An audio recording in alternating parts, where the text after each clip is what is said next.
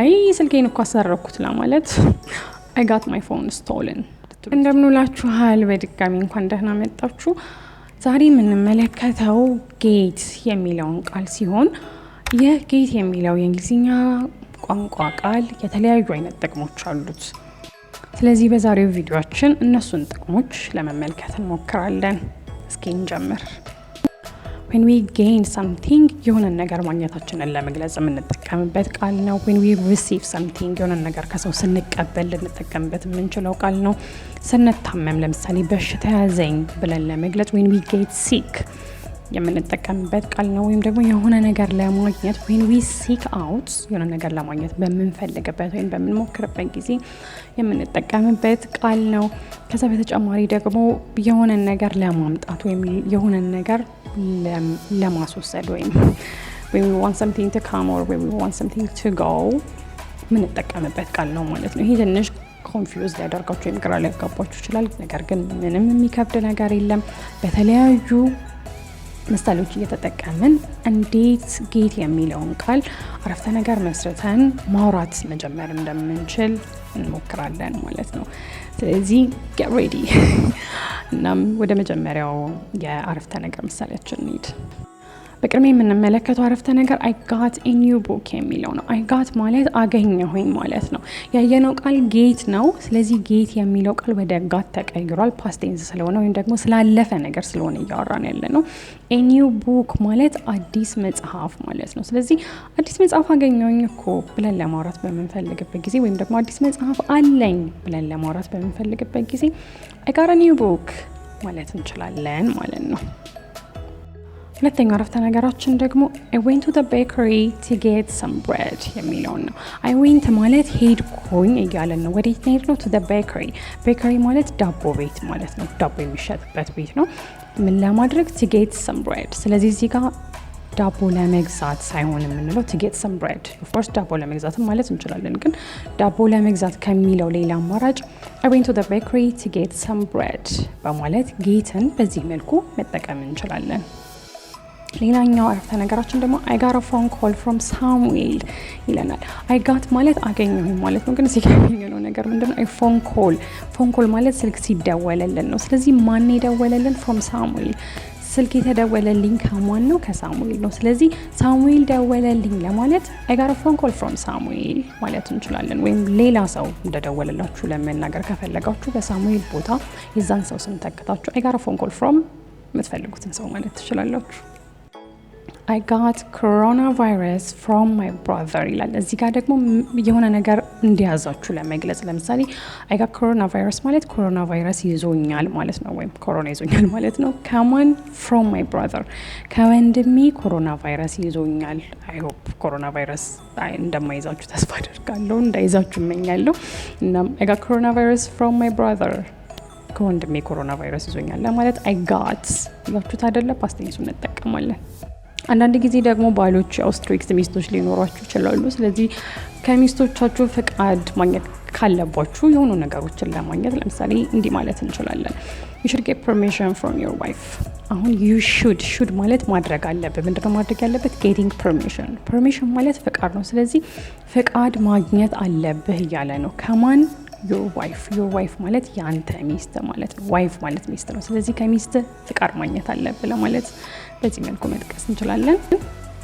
ሌላኛው ጌትን የምንጠቀምበት ሌላ መንገድ let's get some lunch ይላል።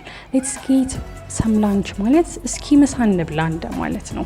አንዳንዴ ሰውን በአጋጣሚ አግኝታችሁ እስኪ ምሳ እንብላ በቃ በዛው ሰዓቱ ስለደረሰ እንድትሉ ትችላላችሁ። እዚህ ጋር ሰዓቱ ስለደረሰ አይልም፣ ግን እንዲሁ በቃ ምሳ እንብላ ወይም አሁን ምሳ እንብላ ለማለት let's get some lunch ቀጥታ ሲተረጎ ምሳ እናገኘ ነው የሚለው ወይም ምሳ ይኖረን ነው የሚለው፣ ግን ምሳ እንብላ ለማለት let's get some lunch ማለት ትችላላችሁ። Can you get my ጋቢ from the bedroom ይላል እዚህ ጋር። የማለት ምን ማለት ነው? ጋቢን ከመኝታ ቤት ልታመጪልኝ ትችያለሽ ወይ ማለት ነው። ስለዚህ አንዳንድ ጊዜ ሰዎችን የሆነ ነገር እንዲያመጡልን ቅድም to come in to go አላለም፣ እንዲያመጡልን ከፈለግን የሆነ ነገር can you get ይሄንን ነገር for me ትላላችሁ። ስለዚህ በዚህ ጊዜ ጋቢውን ነው can you get my ጋቢ ማለት ጋቢን get from the bedroom ማለት መኝታ ቤት ነው። ስለዚህ ከመኝታ ቤት ጋቢ ልታመጪልኝ ትችያለሽን በዚህ መልኩ መጠየቅ እንችላለን። She got flowers from him.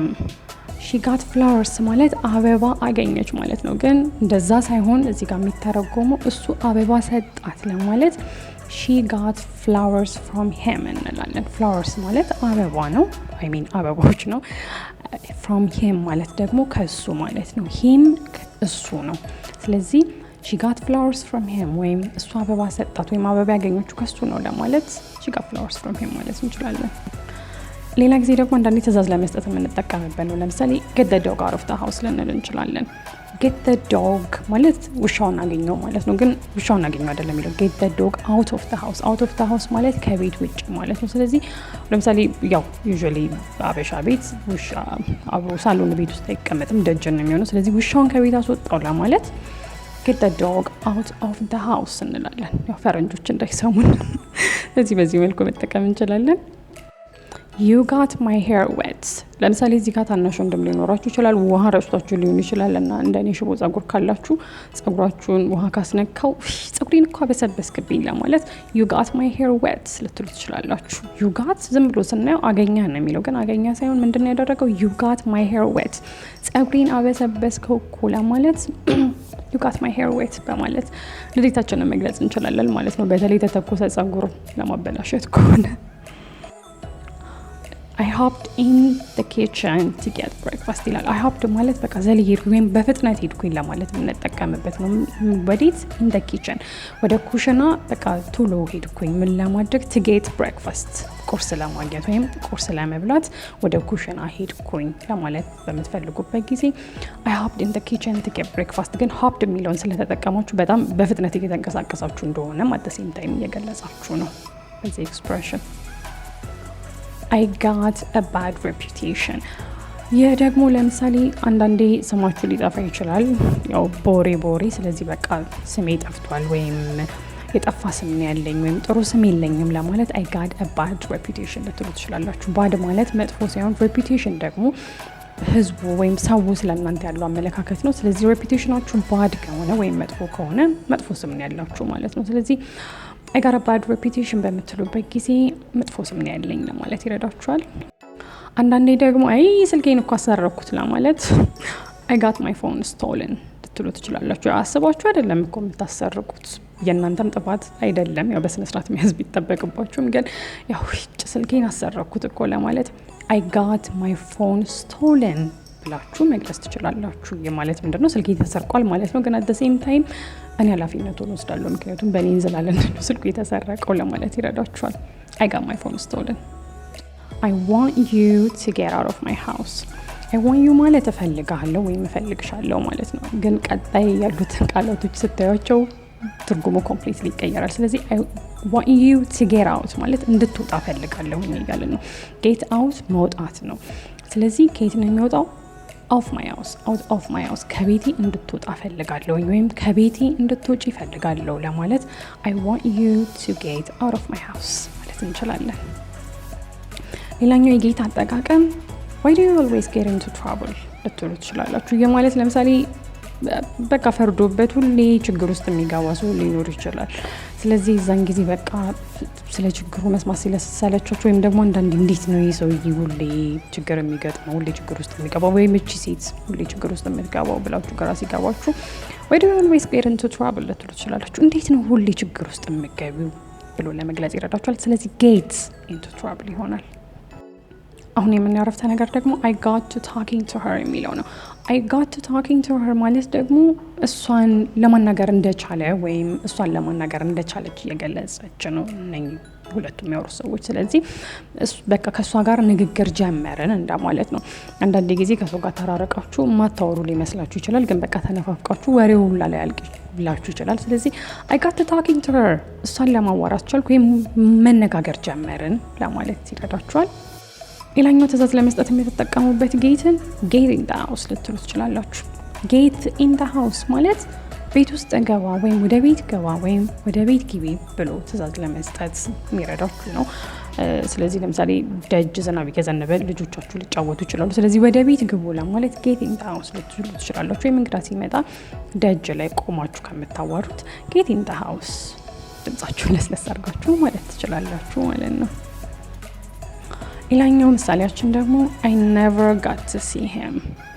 I never ማለት በፍጹም ማለት ነው። ስለዚህ በፍጹም ያልተፈጠረው ነገር ምንድነው? got to see him በቃ እሱን የማግኘት እድል አላገኘሁኝም ለማለት በምትፈልጊበት ጊዜ ወይም በምትፈልግበት ጊዜ I never got to see him ማለት ትችላላችሁ። ያ ከተወሰነ ጊዜ በኋላ ሊሆን ይችላል እና ለምሳሌ አግኝተው ታውቃለህ ወይም አግኝተሽ ታውቂያለሽ ካሏችሁ ጭራሽ አግኝታችሁ ማታውቁ ከሆነ I never got to see him ማለት ትችላላችሁ። አንዳንድ ጊዜ ሰዎች የሆነ ነገር እያወሩ ያልገባችሁ ሊመስላቸው ይችላል። ስለዚህ በዛን ጊዜ አይ ገብቶኛል ወይም ደግሞ ለማውራት የፈለግከውን ወይም የፈለግሽውን ነገር ተረድቻለሁ ለማለት I got the idea ማለት ትችላላችሁ። ስለዚህ I got the idea ማለት ሀሳቡ ገብቶኛል ወይም ምን ለማለት እንደፈለግ ገብቶኛል ማለት ነው። ያው መደጋገም አያስፈልግም። ወይም ለማንኛውም I got the idea ለማለት የፈለግከው ነገር ገብቶኛል ማለት ትችላላችሁ። You have got to come to the gathering። You have got ማለት ደግሞ ይህንን ነገር ማድረግ አለብህ። ምንድነው ማድረግ ያለበት ወይም ያለባት? to come መምጣት። ወዴት? to the gathering። gathering ማለት ሰዎች ተሰብስበው ያው ምግብ የሚበሉበት፣ የሚጠጡበት፣ የሚጫወቱበት ነው። ልክ በኢትዮጵያ ባህል ማህበር እንደሚባለው። ስለዚህ እዛ ላይ መምጣት አለብህ ወይም መገኘት አለብሽ ለማለት you've got to come to the gathering ማለት እንችላለን። አሁንም ጌትን እየተጠቀምን ነው። ስለዚህ I've got a lot of money ይለናል። እስቲ I've got a lot of money ምን ማለት ነው? እስኪ ገምቱ።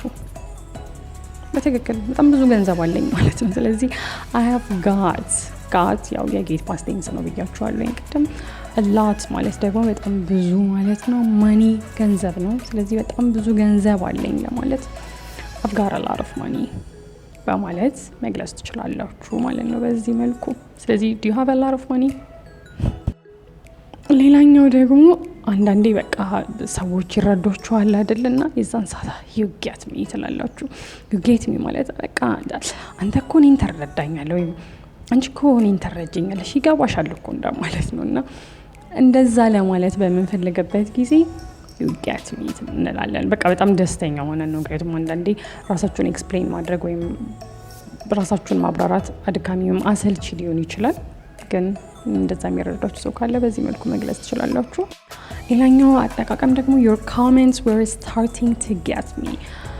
your comments ማለት ያንቺ አስተያየት ማለት ነው። ለምሳሌ ሰውን የሆነ ነገር አማክራችሁ እነሱ አስተያየት ሊሰጧችሁ ይችላሉ ወይም ሳትጠይቁ ምክርም ሊሰጧችሁ ይችላሉ። ስለዚህ your comments ማለት ያንተ ወይም ያንቺ አስተያየት were starting እየጀመረ ነበር ምን ለማድረግ to get me ማለት ኦልሞስት ሊያሳምነኝ ነበር እኮ ለጥቂት በቃ የሚያበሳጭም ከሆነ ለጥቂት አበሳጭቶኝ ነበር ወይም ለጥቂት አስደስቶኝም ነበር ሊሆን ይችላል። ስለዚህ to get me አግኝቶኝ ነበር እንደማለት ነው። I got you የሚለውን ደግሞ የምንጠቀመው አንዳንዴ በቃ ከጎኔ ማንም ሰው የለም እኮ ብላችሁ ተገፍታችሁ ነው I got you ካላችሁ በቃ እኔ ያለውልህ ወይም እኔ ያለውልሽ ማለት ነው። ሌላኛው ደግሞ ሊያስፈራሯችሁ ወይም ሊያስደነግጧችሁ ካሉ በኋላ ለምሳሌ ጃስ ካሉ በኋላ እናንተ ስትደነግጡ I got you ሊሏችሁ ይችላሉ። ስለዚህ I got you በእንደዚህ በተለያዩ ሁለት መንገዶች መጠቀም ትችላላችሁ። ሌላኛው ደግሞ ጌትን የምንጠቀምበት I got back to sleep ለማለት ነው። I got back ማለት ለብቻው ተመለስኩኝ ማለት ነው። ነገር ግን I got back to sleep በምንልበት ጊዜ እንቅልፌ መልሼ ተኛሁኝ ለማለት ይረዳናል። ስለዚህ ከነቃችሁ በኋላ ተመለሳችሁ ወደ አልጋ ሄዳችሁ መተኛታችሁ ለመናገር የምትፈልጉ ከሆነ I got back to sleep ማለት ትችላላችሁ።